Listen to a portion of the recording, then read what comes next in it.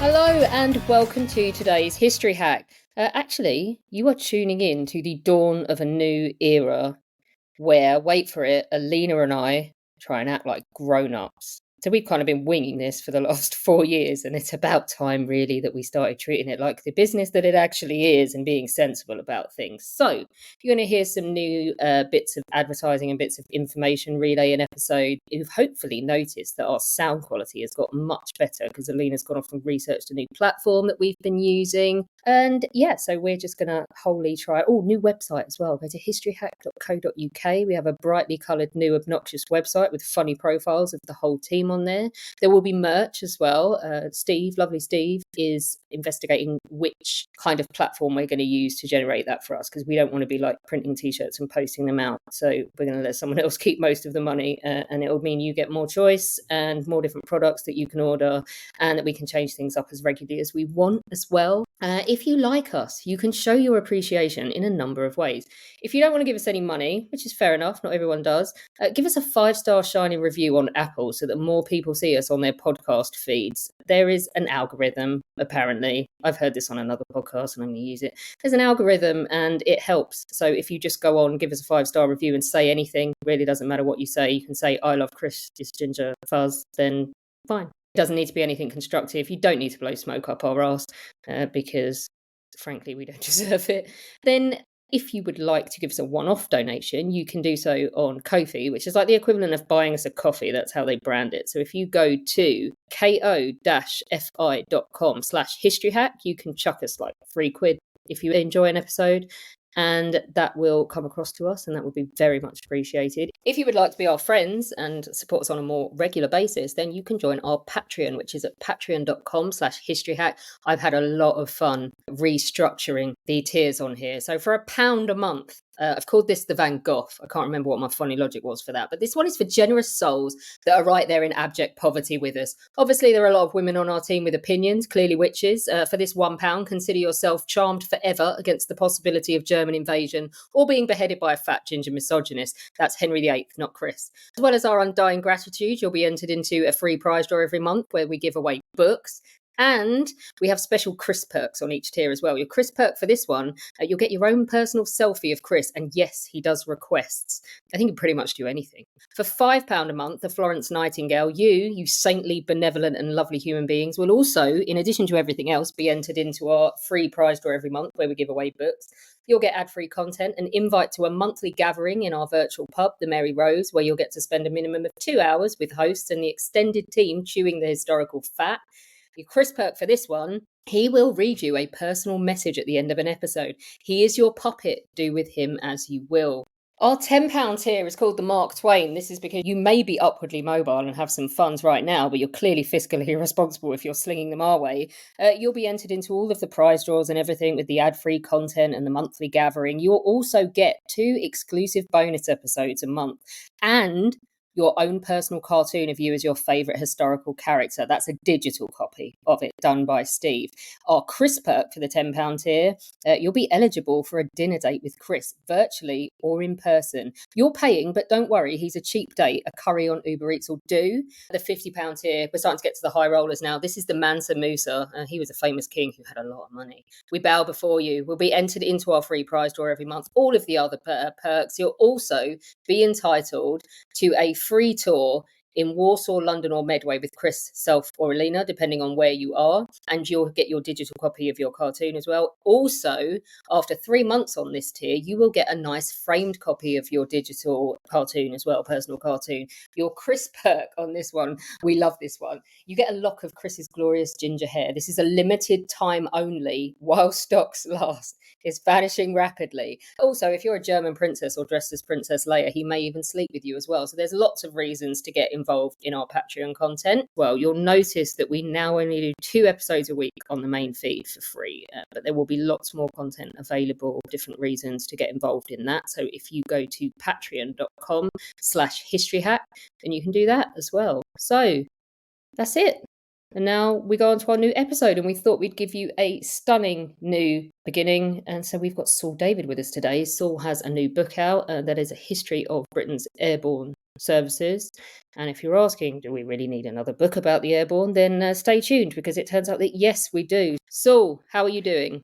Hi, guys. Thanks so much for having me back. But I'm now back into the Western theatre, chiefly with Sky Warriors. So it might make a bit more sense. And the Americans might be happier too, now that I've moved out of their territory, so to speak. Well, I'm moving into it now, so suckers. But yeah, Alina's very excited. You are basically like, would you say, Alina, Saul is like the sex symbol of military historians, isn't he?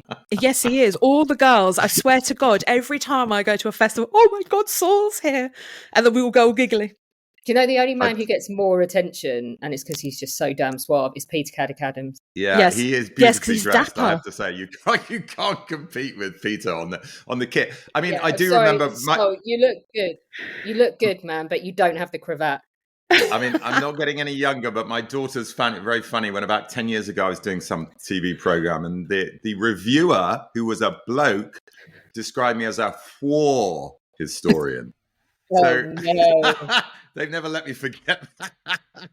When we get off air, I'm going to tell you what an actual Hollywood person said about me when they were narrating stuff, because it's even cringier than that. Okay.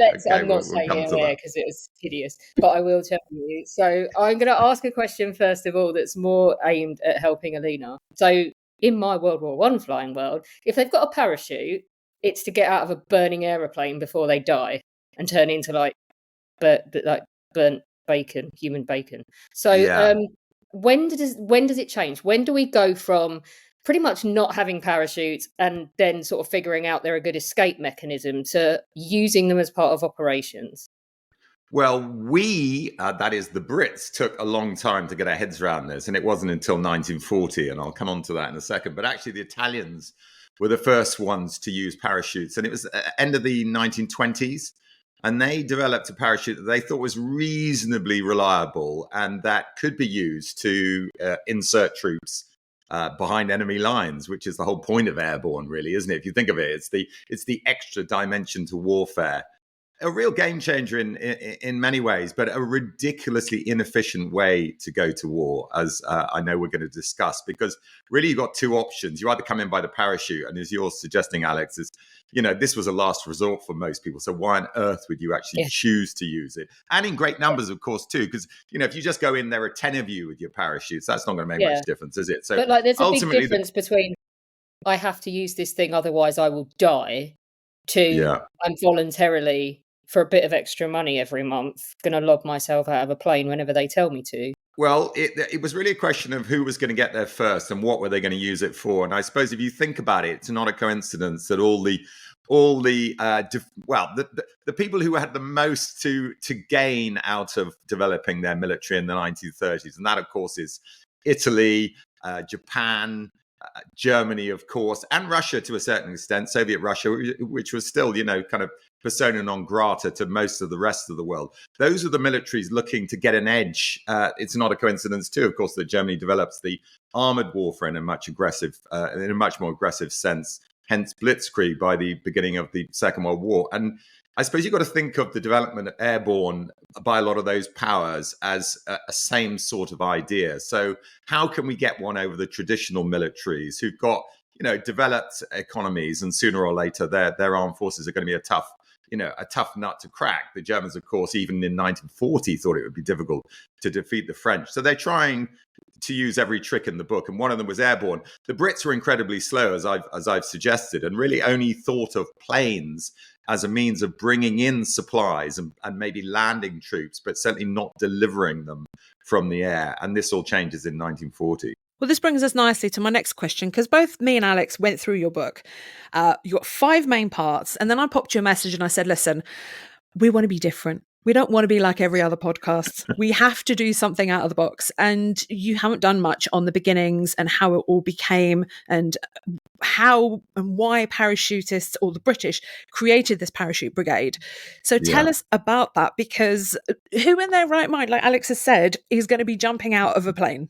Well, it was really a matter of desperation, to be truthful, Alina, because the timing, the date is vital, isn't it? 5th of June 1940, Churchill asked for the creation of 5,000 paratroopers, and we didn't have any. We didn't even have parachutes that we knew that worked. We certainly didn't have planes that were designed to drop parachuters. But what Churchill had noticed in the disastrous Low Countries campaigns is that Germany had actually used their airborne troops, both glider and paratroopers, quite effectively. I mean, I think they were slightly oversold, to be truthful. You've got the famous incidents like the capture of the Airborne fortress in Belgium, which was a success. But some of the other drops of parachuters did not go quite so well. But nevertheless, Churchill's desperate. This is post-Dunkirk. Britain is now on its own. It's looking for a way to strike back against the enemy. And he's thinking outside the box. So first of all, he says, let's have some commandos who can attack from the sea. Those are going to be amphibious troops. But he also wants paratroopers. And it's not a coincidence, I don't think, that the very first parachute unit is also commando trained. So it's second commando, which becomes second commando later on, the first parachute battalion. And that's the unit that carries out the first mission. But I can't stress how completely chaotic these early months were. No one really knew what they were doing. They didn't have the right kit. They didn't understand how it worked. There was no center to train parachutists. They had to start it from scratch. And here's the really interesting bit, there was a lot of inter-service rivalry because the RAF, of course, was really thinking in terms of strategic bombing. And if they're going to create this airborne force, particularly if it gets sizable, and Churchill had asked for 5,000, although it takes a while to get anywhere near that number, they are going to have to devote a serious number of planes to deliver them. I mean, I'll just give you a quick statistic. During D-Day, which we've promised not to talk about because that's what everyone else wants to ask me about, given the anniversary coming up, the two US airborne divisions, that's, let's say, about 16,000 men, 800 planes, 800 sizable planes are needed to deliver them. So the RAF are thinking, blow me down. The last thing we want is this airborne force. First of all, we're going to have to, teach them to parachute. We don't really know what we're doing. And then secondly, we're going to have to deliver them. And that's going to involve an awful lot of kit. So if it wasn't for Churchill absolutely staying on this and coming back to this again and again, and let's face it, he's got other things on his mind, I suspect the airborne experiment, as it was known in the early years, would have withered on the vine. But fortunately, Churchill did stay on it. Every kind of 2 or 3 months, he'd say, what's going on with the paratroopers? Where are we? And someone would come back, well, because of capacity, because of training, we've only got 300 guys, who are ready to go. And then it was 500. But slowly but surely, he insisted on not only developing paratroopers, but also gliders, which, as I mentioned, the Germans had used quite effectively at Airborne. So in the end, you had a relatively balanced force. That was the idea. You were going to have a brigade of air landing, as it was called, and they would come in by gliders. And you'd have 2 brigades of parachutists, and that would make up an airborne division. But it's going to take an awful long time before even the first British Airborne Division, which of course had that number, the first, was created and went into action. So I'm supposed to ask you about the recruits next, but in true History Hack style, I'm going to go off on a tangent first. Just for the layman, you mentioned there that that this huge undertaking involves aircraft as well. For the layman, why can't we just take existing aeroplanes up and shove them out? Yeah, well, good question. I mean, and you've hit the nail on the head. How actually do you get a parachutist out of the plane? Now, when a plane's sitting on the ground and, and the pressure's all equal, then you can open the door and that's fine. And you file, you go up the steps and you file on. But actually getting someone off a plane is really, really difficult when you're moving at speed. And the heights were really scary, actually. Think of this, Alex and Alina. I mean, roughly 400 to 600 feet they would drop from.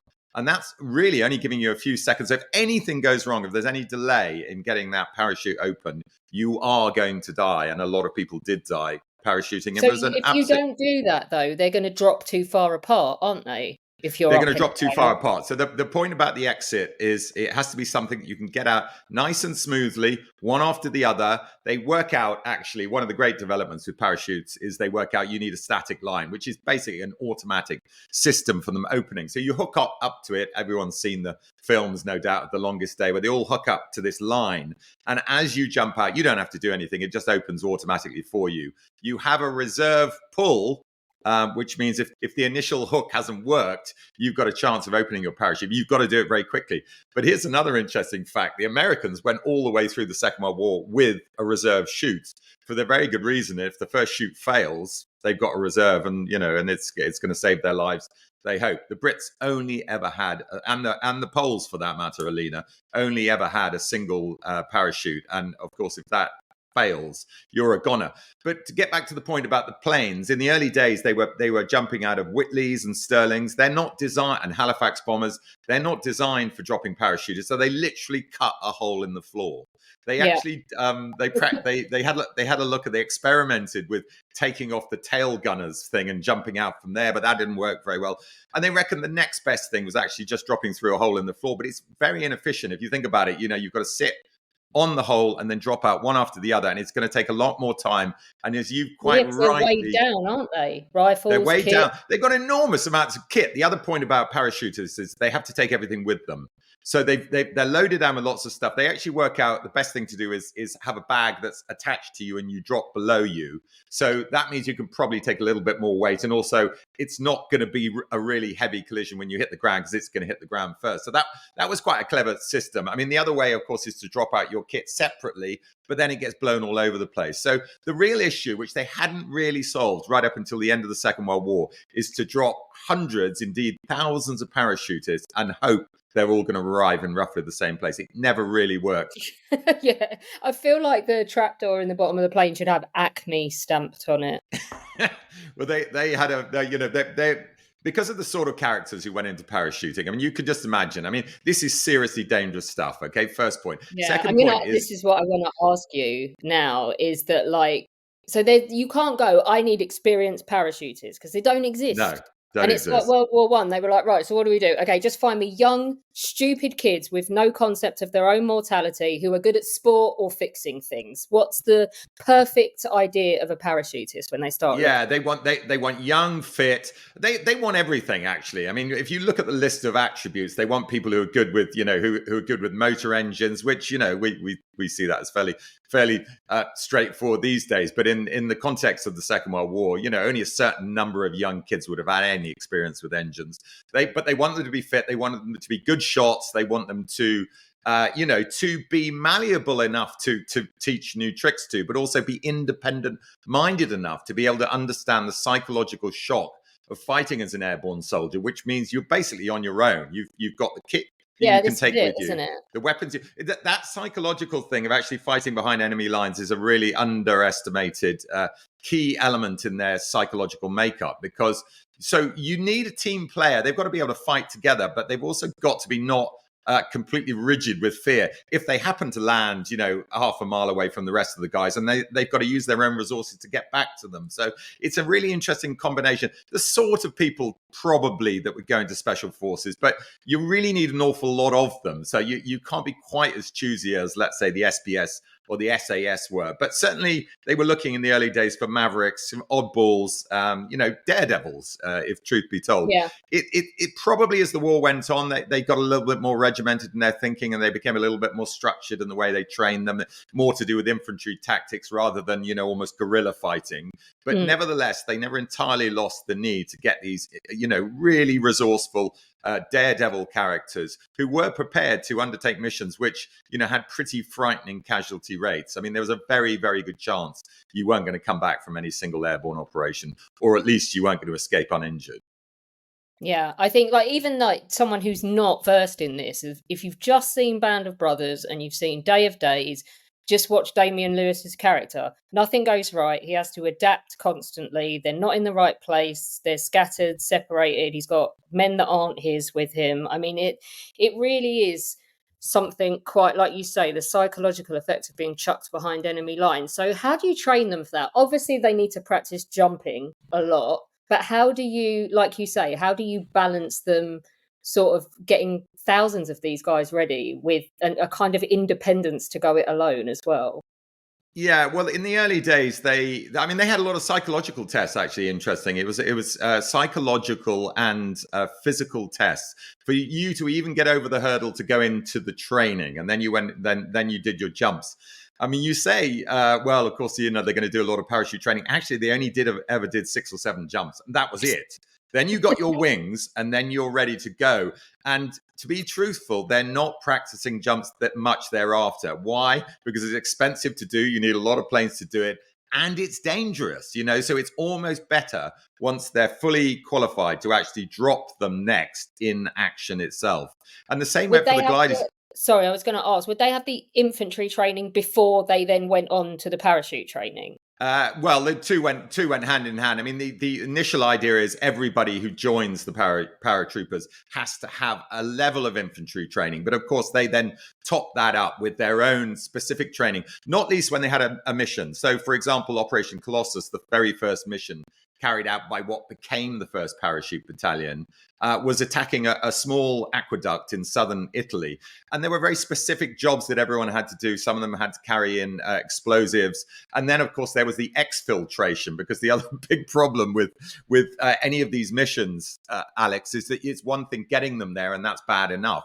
But it's a totally different matter actually getting them out. I mean, eventually, by the end of the Second World War, they worked out, let's not drop our paratroopers too far away from the ground forces that are acting in coordination with them. So this type of mission that they had at the beginning of the war, Operation Biting is another example, that wonderful grabbing of the German radar on the north coast of France, again was a sort of one-off mission. You go it, you do the job, and you try and get them out if you can. They were very successful actually getting them back, mainly because they were on the coast and they could bring them out with the Navy.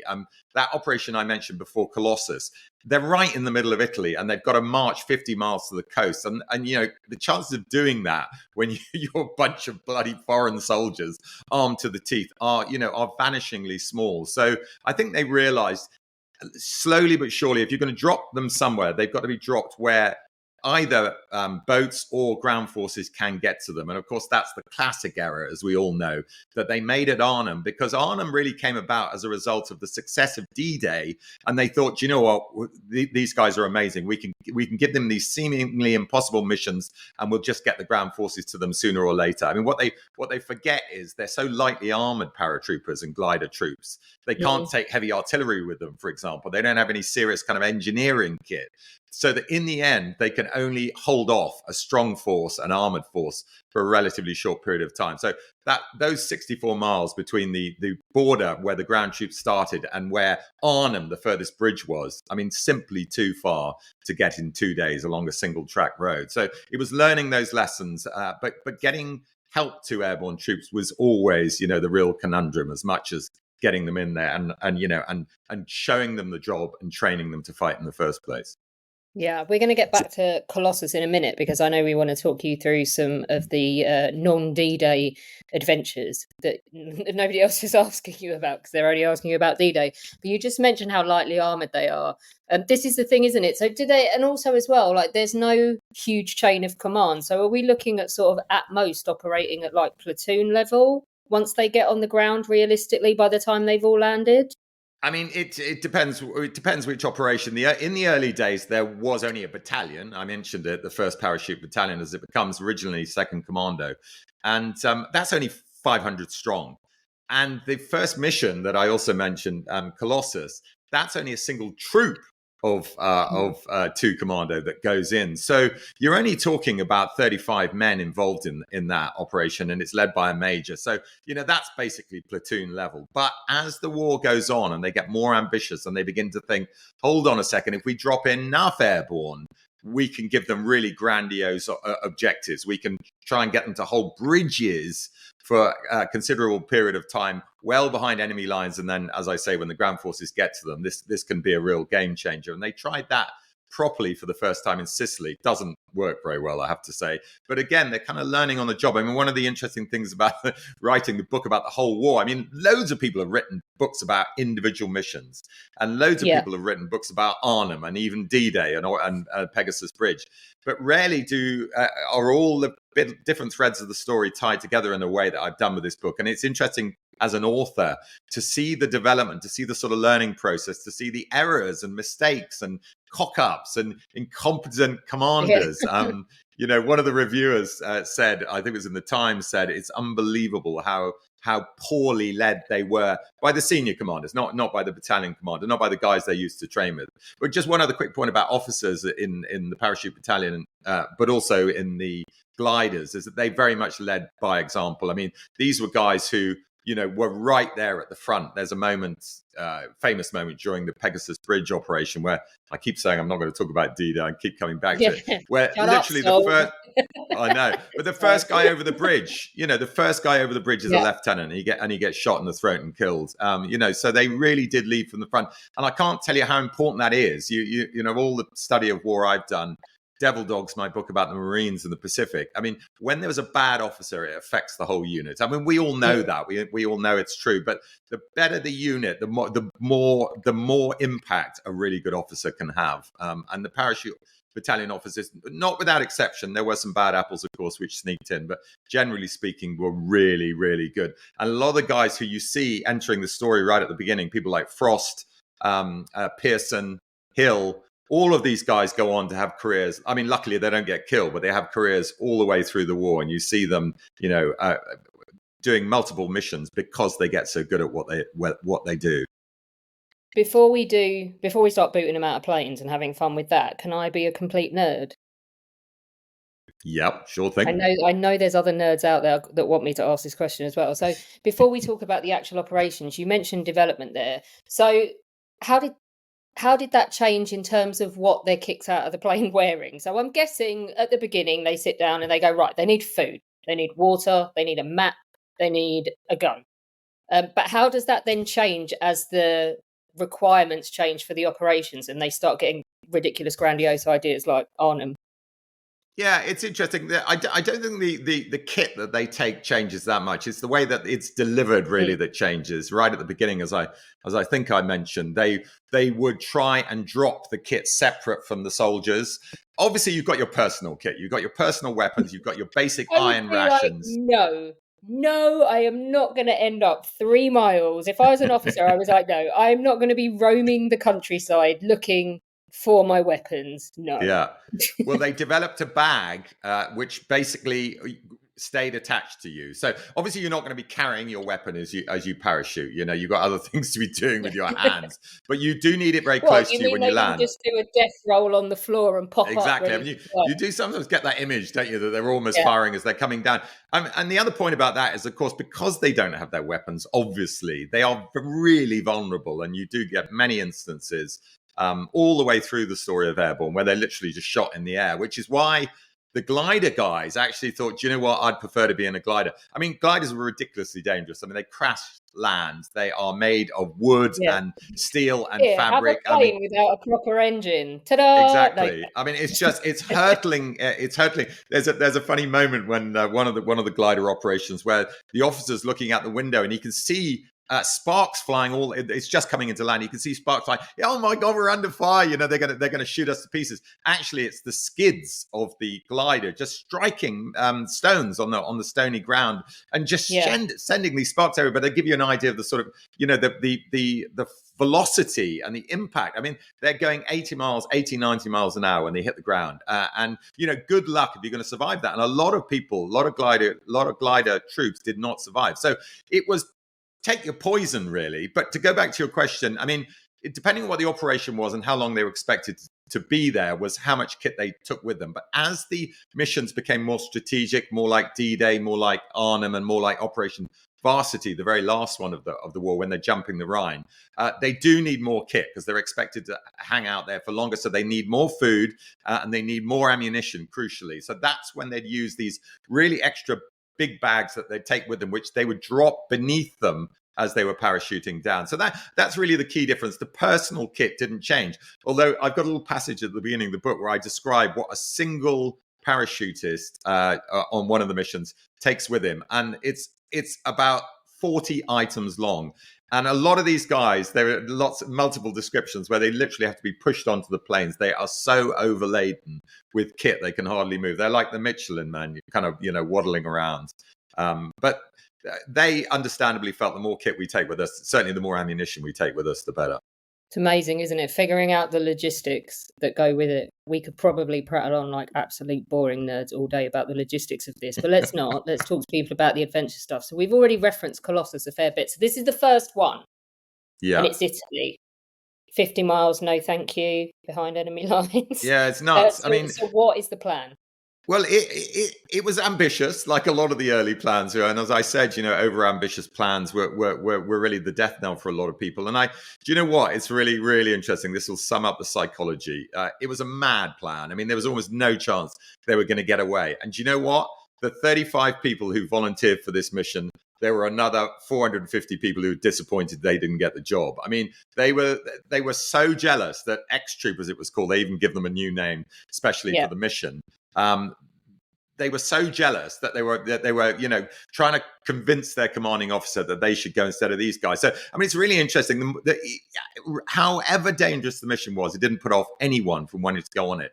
And in a nutshell, they're going to drop into the mountains in Italy with explosives. There were some engineers, airborne engineers with them, airborne sappers. The elite of the elite, if you really think about it, the airborne sappers were. These are really capable Swiss Army knife type soldiers, and they've got the single most important job, which is to lay the charges. So what happens at Operation Colossus? All the engineers go astray. Not all the explosive, but all the engineers go astray, which of course is happening all the time. So what they actually have to do is the guys who aren't trained in explosives have to lay what explosive they've got left. And they've only got about, I think, a third of what they'd originally planned to use. And yet, nevertheless, they managed to blow this aqueduct. So why is there a target of an aqueduct? Because this is the single main source of water for the whole of southeast Italy. Sorry, the whole of the province of Apulia. And the British High Command, in its wisdom, is thinking, if we can knock out the water supply to these key ports like Taranto, we can really. So this is the foot, isn't it? And the quickest route to Sicily. It's right at the bottom. Right at the bottom. And the reason it's important is because those ports, I mean, Taranto is one of the main naval ports in Italy at that time. And a lot of resupply for the campaign in Albania and also North Africa is coming through to Taranto. So that's really the job. It's to dry up the water, make Taranto unusable, and really mess up the Italians' ability to fight. Well, they do blow up the aqueduct. They almost all get captured by peasants, Italian peasants. There's this kind of hilarious moment, this kind of semi-comic moment when they do have an opportunity to fight their way out, and they certainly could have killed a few peasants, but they just think to themselves, what's the point? We'll be killing civilians. We're probably not going to get away. There's a hue and cry on us now. So they do hand themselves in, although the commanding officer says, he's never been more embarrassed in his life when he has to surrender to these. By some old bloke with a pitchfork. Got a shotgun, literally shotgun wielding Italian country types. But does the mission have any real effect? Hardly. I mean, they knock out the water supply for about 5 or 6 days, then the Italians repair it, and life goes on as normal. So was it all worth it? Well, yes, interesting enough, because it proves that you can deliver parachute troops to do a job. That was successful. Yes, we didn't get them away, but we're going to have to think harder about that. But the other important thing is, if you think about this early battleground between, the people who were convinced that airborne was a thing and would be useful in the future, and everybody else, they were able to say, no, look, we've got something that was successful. So I think in a PR sense for the airborne experiment, it was really important to be able to show actually they got to their target and they knocked it out. And one extra thing, which you often forget with airborne, is that airborne is as much moral as it is physical, which is warfare in general, I know, but in particular airborne, because it has this psychological effect that means the enemy doesn't ever know where you're coming. And it means it has to double its defenses all over the place. And the same was going on, frankly, in 1944, when the Germans were expecting attacks. Montgomery used to say just having airborne divisions and not using them, is a benefit, because the Germans are always devoting resources to where they think they might be sent rather than where they actually are sent. So I think it was the moment where people were reasonably confident that airborne was going to continue. Yeah, and also as well, I've just mocked us for being interested in the logistics, but we are trying to hit their logistics. And like you said, it's the same as the Arab Revolt hitting the railway with T. Lawrence in 1917 and 18, isn't it? It's like, no, we have tiny numbers compared to you and not really much weaponry or anything, but we do have bombs and we will blow up your railway when you least expect it and you don't know when it's coming. And it does absolutely, I don't know what your stats are on like some of the bigger operations on this, but I know on that it reduces eventually the traffic on that railway and the logistics for the Turks down in Medina by half. So really mess them up. It's a really good analogy. I think what's interesting about the Airborne in the Second World War is that they never concentrate on a single target long enough for you ever to see any real long-term effects. But we do know from a lot of contemporary evidence from the Axis side, the Germans and the Italians, that they are constantly worried about where airborne might be used, and they are therefore having to dissipate their defenses all over the place. Anti-aircraft guns, of course, which were used as defense for strategic bombing, also being put all over the place where they think airborne might come in for obvious reasons, because airborne are most vulnerable where they're either coming down or where they're just about to drop. I mean, if you can get a troop transport with paratroopers on it, it's a nice, fat, juicy target. So the fact that the Axis had to devote a lot of resources to potentially combating airborne is an important point that's often forgotten. People will still argue, by the way, Alex, to this day, that airborne didn't, it was a waste of money. It didn't really have any effect, and they usually mention Arnhem and one or two other things, probably Colossus, without really seeing the big picture. And and I had to overcome, or at least tackle similar arguments when it came to the SBS, because there are always these people, particularly traditionalists, who don't like special forces. They just don't like their style. They don't like their way of thinking. They think things should be done properly. No, but the thing is, as well, it's just a cricket, is it? No, you should just go at them like going hurrah over the top and kicking a football. But it is the essence of guerrilla warfare. Much happier. I mean, you've summed it up. I mean, the idea that they can't run on the first day of the summer, which I used to think they've got to have made that up, but they really didn't make that up. They had to move at a certain speed, didn't they? Otherwise, things are going to get a little bit out of order. I mean, it's just total madness. So bring me left field thinking, outside the box thinking any day of the week, because warfare, I'm afraid, is it's very predictable, and if the other side knows what you're doing, it can counteract it pretty easily. I never forget doing a thing at a private school where health and safety wasn't quite as rigid as they did a risk assessment, but we put 60 pounds of gym weights in a backpack and strapped them to a 14-year-old girl, but like the weight a soldier would have been carrying on the first day of summer, and went, all right, run, while all of the boys throw rugby balls at you. They're artillery shells. And she had to do a lap of the auditorium. And the first thing she said when she fell at my feet at the end was, I think I just died 5 times. So, yeah. Yeah, by the way, that's that's such a good. I remember doing a documentary years ago in which they said, "Oh, you've got to, you've actually got to experience a lot of what these guys went through." I mean, I wasn't getting any younger in those days, Alex, and that was a good 10 years ago. And I remember them putting 120 pounds on my back, because we were doing this item about the Falklands, where the Marines carried up to 120 pounds. I could hardly move. I mean, honestly, I could hardly take one step in front of the other, and they were saying, well, there was 18, 21, 22 guys were carrying this stuff for hour after hour, and it was a real eye opener. So that actual experience of getting stuff on you and seeing what it feels like, and you can't even get close to the psychological, debilitation of mortal threats all around you, of course, in civilian life. But even just feeling the weight's quite useful. It never ceases to amaze me that when you're doing stuff about units and individual units and going into battle, it doesn't matter what war, like you always think like you've been through all this epic training, you're ready, and then you are never 100% when you actually have to fight for your life. You won't have slept, you'll be knackered, you'll be terrified, nothing will go according to plan, because it never does. So actually the fact that you'll be trying to employ all of that training in really negative circumstances where you're not set up to do your best as well, I don't think people ever grasp that. But with Colossus, so they've started with that's a really focused thing. We want to blow up one water supply with 35 men. That's a concentrated target, very definitive. What about Op Biting, which is February 42 in France? Is that more of the same, or do they go for something completely different? It's more of the same, but there is a specific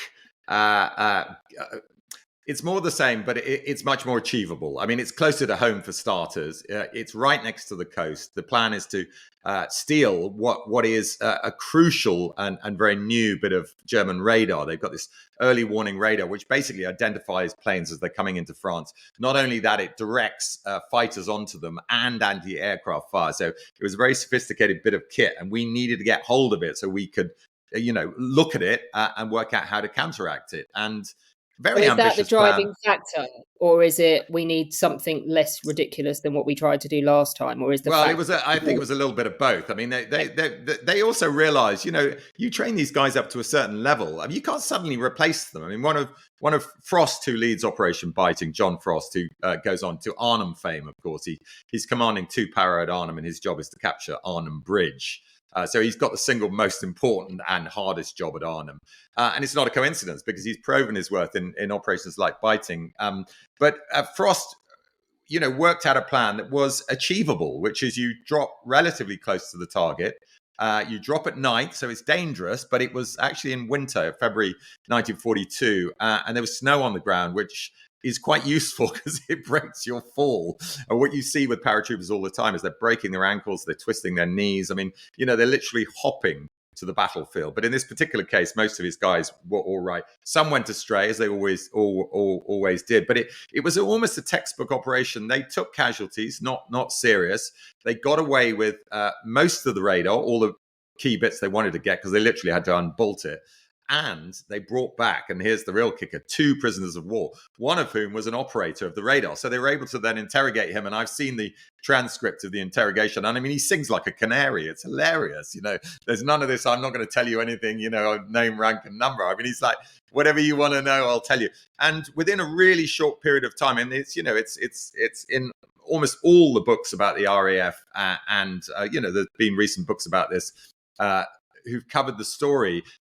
And it really did make a difference. So when I talked about Colossus being the first important moment, this is the next really important moment, because Churchill is heavily involved in the whole operation. He's briefed by Frost when Frost returns, and he is super impressed. And of course, it's an example to him of validation for him setting up this force in the first place. Definitely gives Airborne another kind of shot in the arm, and leads to increasingly ambitious projects. Because the reason they're only doing raids at the beginning, in a nutshell, Alex, is because they don't have enough men to do anything else. But as soon as you get brigades together, and then more than that, divisions, you're going from 3,000 to, I don't know, let's say 10,000 men. Then you can have really ambitious objectives, which is really what they were beginning to think about. Not so much North Africa, but Sicily. After North Africa and Sicily is where they really begin to get things going. North Africa is a bit of a blip, because the commander then, a man called Browning, Boy Browning, married to Daphne du Maurier, the novelist, sometimes known as Mr. du Maurier, because she was much more famous than him. Boy Browning actually does very badly at Arnhem. He's the corps commander there, but in the years leading up to that, he's very much the driving force behind these ambitious projects. Let's use the guys, let's use more of them, and let's use them in conjunction with ground forces, which they try to do a bit of in North Africa. It doesn't really work because they don't have enough planes, but they then begin to get brigade-size objectives for the first time in Sicily. So before we talk about those bigger operations then, when we're going up to brigade level, why is Op Freshman in November 1942 important? Well, it's important because it's the first glider operation. So you think that the Paras have had their chance in early 41, and it's not until the end of 42 that they find a suitable target for gliders. And again, it's not a big operation. There's a relatively small number of guys. They're going to go in 2 gliders, but they're being taken from Scotland to Norway. I mean, think how nuts that is. So they've got to tug them, because gliders obviously have to be taken most of the way by planes with propellers. That's how they work. They've got to tug them all the way across the North Sea. So that's a 500-mile journey, at least 3.5 hours in the air. And then they've got to drop them over Norway and hope they're going to insert into a mountainous region of Norway. And why are they going there? Because they're trying to knock out heavy water. Heavy water, the Germans were developing for use with their nuclear weapons program. So it was a really important target.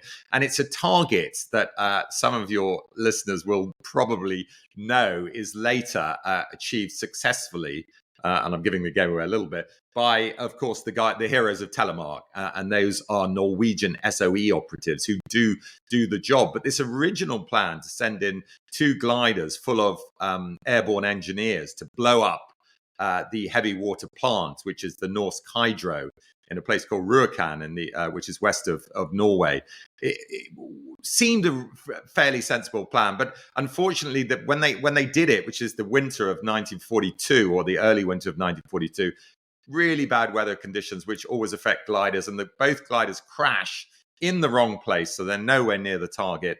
Some of the guys are already killed in the crash, and the ones who aren't are rather tragically handed over to the Germans by scared local Norwegians who, want nothing to do with them and obviously fear for their lives if they hide them themselves. And they're all murdered by the Germans on the commando order. In fact, they are the first victims of the commando, the infamous Führerbefehl, the commando order, which of course meant, in effect, any Allied troops found behind enemy lines on secret operations, are liable to be murdered, and that's what happened.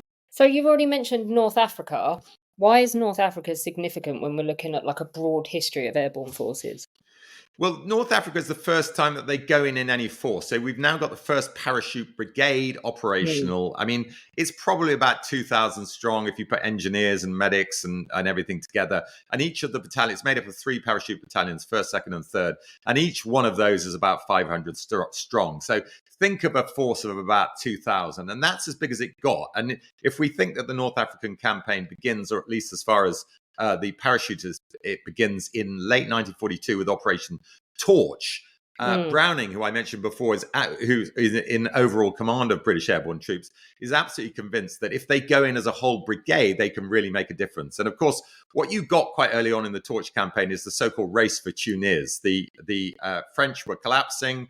The Allies were trying to get to Tunis to stop the Germans and the Italians from reinforcing or at least landing troops in Tunisia, so that they could then stop Rommel's army from being crushed by both sides. It was an absolutely key moment, and Browning felt we can use airborne. If we drop a whole brigade, maybe they can capture Tunis on their own. But the orders were never given, sadly. There weren't enough transport. It was felt that the Germans had command of the air, which they did in the early stages of Torch. And so they're only used on relatively minor drops, battalion-sized drops, none of which are that effective. There's one that captures Bone airfield, and that goes quite well. That's the 3rd Parachute Battalion. But the other 2 are really wasted. They're frittered away.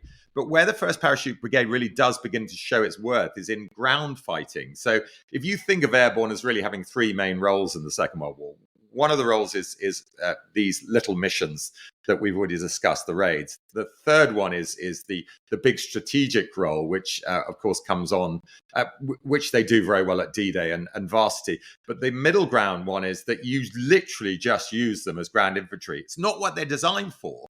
But if you think of their aggression and their ability to fight as, in small groups, you can see they're going to be very, very effective at small unit level, either in a defensive situation or an offensive situation.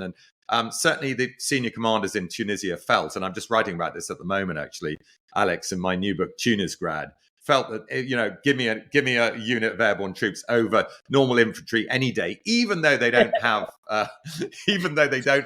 artillery and all the other support systems. They are just far and away the best infantry troops we've got. Now, you could say the same about the Polish paratroopers, and of course, and the Germans, by the way, their full Schirmjäger, of course, famously are involved in the capture of Crete, but are never used in an airborne capacity thereafter. But they are used as ground troops very effectively at Monte Cassino and elsewhere. So you see that the training that goes into producing, and the sort of individual soldier and the motivation you get from these airborne troops, they are very, very effective soldiers. Well, it's like you're siphoning off, so I remember talking to someone who was special forces, and he was saying that sort of in any unit, you've got 100%, you've got sort of 50% of them are okay soldiers that need leading and won't do anything on their own, and then like 30% of them will be functional good soldiers who can obey commands and stuff, and then you've got your special forces stuff, and the top 5% are like the psychopaths that make the absolute best soldiers. And I guess this is the upper percentage, isn't it, that have been siphoned off for the paratroopers. Yeah, they're all volunteers. And actually, you have hit the nail on the head in terms of why special forces are so unpopular. Because if you run a normal infantry battalion, those 10% of guys who are actually the doers in the battalion, they've gone to the paras, they've gone to the commandos, they've gone to special forces. So that it's true that is a logical reason why you would discourage people from joining special forces. And every single person who goes into airborne, when he tells his unit commander he wants to volunteer, they try and stop them. And of course, Yeah. ultimately they can't, but they put all kinds of pressure on them and say, well, you'll drop in rank, and good chance you're going to be killed. None of which is going to deter them. By the way, Well, it's like a red rag.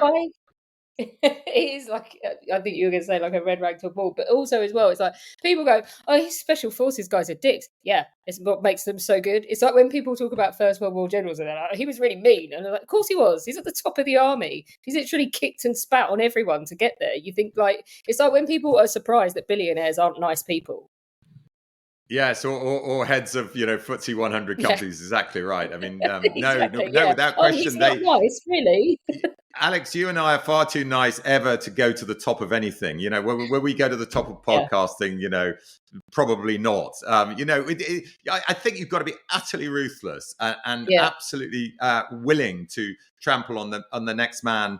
And even though a lot of these airborne guys come out of the end of the Second World War, as I've said, people like Frost, with tremendous reputations, they were so single-minded and so determined to carry out their mission, yes, but of course get the job in the first place, and that meant trampling over someone else. I mean, there's a lot of competition within these special units to be given the jobs. Why? Because they're all egotists. They all want the recognition, which is why, by the way, when I was working on my SBS book, it was quite unusual that they had a lot of the skill sets that we're talking about, but they didn't have the ego. It's almost like they deliberately chose people without the ego, and I think they're unique, really, among these special forces. Airborne, of course, traditionally have gone into the SAS, so that gives you a little bit of a clue as to the sort of mindset in the first place. Yeah, nuts. Right, we have barely scratched the surface of what's in your book. Everyone's going to need to go and buy a copy. But I want to ask you one question, or I'll let you just basically go rogue and say whatever you want. What was the most difficult operation to write about? Because some of these are quite niche, aren't they? Yeah, well, the most difficult one to write about was Arnhem, to be truthful. Why? Because a lot of it's already out there, and I'd read so much, and I've seen so much. Visually, Arnhem is so familiar to us, isn't it? Not just the photographs, but of course, the moments from the big films, the Bridge Too Far film, which came out probably well before you, well, certainly before you were born, Alex. But I remember when that was on at the cinema, and the cast of stars in it. I mean, there were about 25 major stars, any one of which you could have held a single, film on their own. Connery and is it like The Longest Day, where everyone grovelled to be in it? Like everybody wanted to be in it, and you could bet your bottom dollar they weren't all being paid a king's ransom. It was just the film, and it's such a brilliant story of.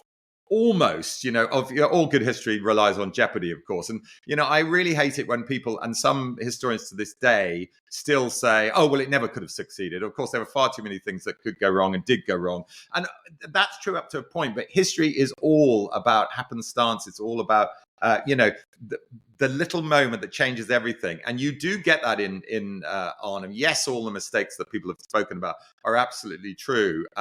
But there was an extraordinary kind of, 12-hour period where if something had gone right at Nijmegen Bridge, and after all, the guys at Arnhem, through just sheer bloody-minded determination, had held on for 4 days instead of 2, then it's possible the mission could have succeeded. So I think it got a lot closer to succeeding. But to be specific about your question, the difficulty is the material is very familiar. The beats of the story are very familiar. So how do you tell it in a different way? And one of the ways I did that is because when I was thinking of writing the Sky Warriors in the first place, I was actually going to do a band of brothers, but British Airborne. So I was going to choose a company and follow it, obviously not just through Arnhem, but it was going to end up at Arnhem. Arnhem was going to be the climax. And so because I had a lot of the source material already mapped out, what I did is follow reasonably closely the story of a company to Para, which is the company really that holds the bridge. It's the company that's commanded by the wonderfully named, but also wonderful character with his umbrella, and that's Tatum Water. They don't call him Tatum Water in the film, but they do have the umbrella in the film, if you remember. And he literally goes into war with his umbrella, and he's a wonderful character. And so I follow the story really through their eyes. Not to the exclusion of everything else, but it does allow a focus, because otherwise you can be drawn all over the place. What's happening with 2 Para, and what's happening with the 4th Parachute Brigade, and then the Polish paratroopers come in, and so the story is jumping around a lot. And when it's only, a section of my book, you have to be a little bit more tightly focused. But even so, it was difficult. It was tricky finding something completely original until I realized actually the story, the disaster of Arnhem had been oversold, and that some very respectable and responsible people actually had said at the time and had said since two things. One, it came very close to succeeding and almost succeeded. And secondly, because of that, and because there was a chance that it really could have shortened the war, it was a risk worth taking. War is about casualties, I'm afraid. Better to lose 8,000 in an operation that could end the war by 6 months than not to try it in the first place. The idea that it couldn't have succeeded, that it was doomed from the start, I don't buy at all. It's the justification for the bomb in the end, isn't it? We saved 1 million lives. Yeah, exactly. I mean, that I think that is the problem. And people find it really hard to say, well, how on earth can you justify the loss of 2,000? I think 2,000 paratroopers are killed. I mean, they're horrendous casualties, but they volunteered for a very dangerous job. Not a single person, I would suggest, who jumped at Arnhem didn't want to be there. In fact, his heart was beating. He was pleased as punch to be on a mission that was going to make them, and did make the ones who survived, absolutely epic.